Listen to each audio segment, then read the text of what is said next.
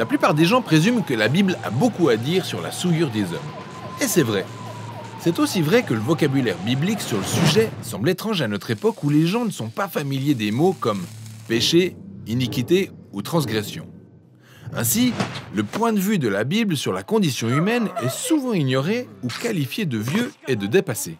C'est assez regrettable, car par ces mots, les auteurs bibliques proposent un examen profond de la nature humaine. L'iniquité décrit un comportement tordu, tandis que la transgression se rapporte à une confiance brisée. Et le péché est en fait le plus courant de tous ces termes négatifs cités dans la Bible. Prenons donc quelques minutes pour l'examiner. Péché est la traduction du mot hébreu rata et du mot grec hamartia. Le sens premier du mot péché n'a pas du tout une implication religieuse. Rata veut simplement dire échouer ou rater le but. Comme lorsque la tribu de Benjamin formait une petite armée de spécialistes de lance-pierre, ils pouvaient lancer une pierre sur un cheveu et ne pas rata, c'est-à-dire échouer ou rater. Il existe aussi un proverbe biblique qui met en garde contre toute décision prise à la hâte, au risque de rater son chemin ou s'égarer. Ainsi, dans la Bible, le péché, c'est échouer à atteindre un but. Mais c'est quoi le but en fait? Eh bien, à la première page de la Bible, on apprend que chaque être humain est une image de Dieu, un être sacré qui représente le Créateur et mérite le respect. Ainsi, dans cette vision du monde, le péché, c'est échouer à aimer Dieu et les autres en ne les traitant pas avec l'honneur qu'ils méritent. On peut déceler cette idée dans le fameux code de conduite donné aux Israélites, les 10 commandements. La moitié d'entre eux indique comment on peut échouer à aimer Dieu et l'autre moitié comment on peut échouer à aimer les autres. L'association des deux types d'échecs montre que faillir à honorer Dieu est étroitement lié au fait de ne pas honorer les gens.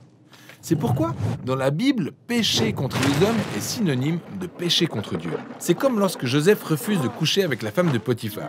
Il dit « Alors, comment est-ce que je peux pécher contre Dieu ?» Pour Joseph, échouer à honorer un homme fait à l'image de Dieu, c'est échouer à aimer Dieu. Par conséquent, pécher, c'est échouer à être un humain au sens véritable du terme. Mais ce n'est pas tout.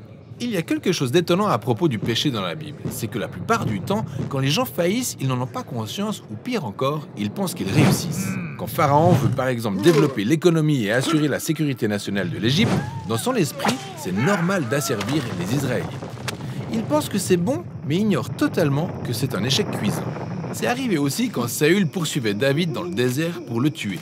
Il pensait rendre justice jusqu'au jour où il réalise que c'est lui le corrompu et déclare « J'ai péché, j'ai commis une grande erreur ». Ainsi, pécher va au-delà de faire quelque chose de mal. Ça montre bien comment le péché altère notre jugement en nous berçant d'illusions au point de redéfinir nos mauvaises décisions comme étant les bonnes. Pourquoi donc les hommes ont-ils autant de mal à distinguer l'échec du succès d'un point de vue moral? Eh bien, la première mention du mot péché dans la Bible en offre un aperçu avec les deux frères, Caïn et Abel.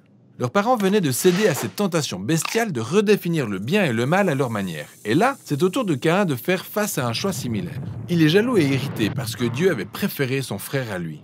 Alors, Dieu l'avertit en disant « Si tu n'agis pas bien, le rata est tapis à ta porte et ses désirs se portent vers toi. Mais toi, domine sur lui. » Ainsi, dans ces histoires, le péché ou l'échec moral est décrit comme une bête sauvage et affamée qui veut dévorer les hommes.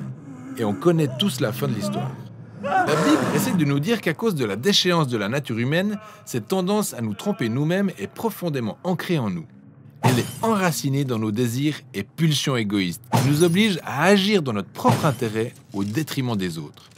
Et cela conduit à cette spirale de dommages relationnels. C'est pourquoi, dans le Nouveau Testament, l'apôtre Paul décrit l'amartia comme un pouvoir ou une force qui contrôle les hommes. Selon ces termes, nous sommes esclaves du péché.